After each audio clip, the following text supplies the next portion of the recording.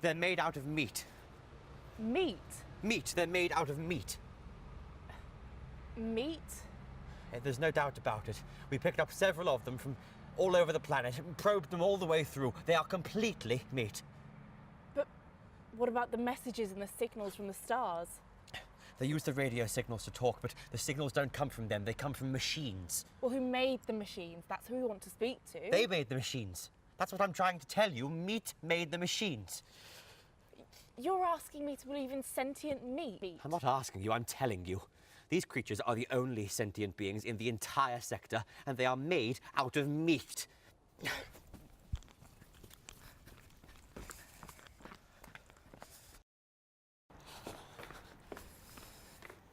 Okay, maybe they're like the Orphalai.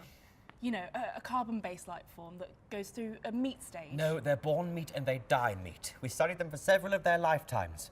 Didn't take long. Do you have any idea of the lifespan of meat?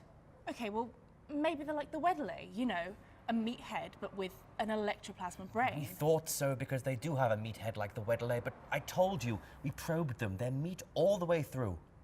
No brain? Oh, there's a brain, all right. It's just the brain is made out of meat. So then what does the thinking?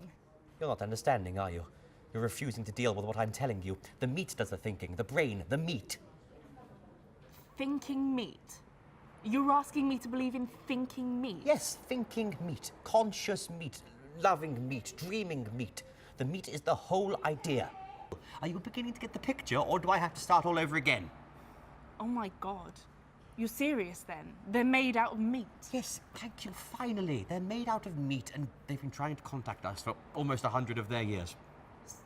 So we're supposed to talk to meat? That's the idea. That's the message they're sending out by radio. Hello, anyone there? Anybody home? That sort of thing. So they do actually talk then? Oh, yes, except they do it with meat. But you told me they talk through radio. Well, what do you think's on the radio? Meat sounds. You know, when you slap or flap meat, it makes a sound. Well, they communicate by flapping their meat at each other. They can even sing by squirting air through their meat. Oh my God. Singing meat. Yeah.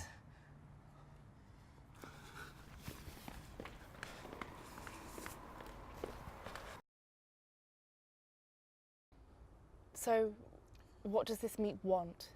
Well, first it wants to talk to us. Then I imagine exploring the universe, contacting other sentiences, swapping ideas and information, the usual.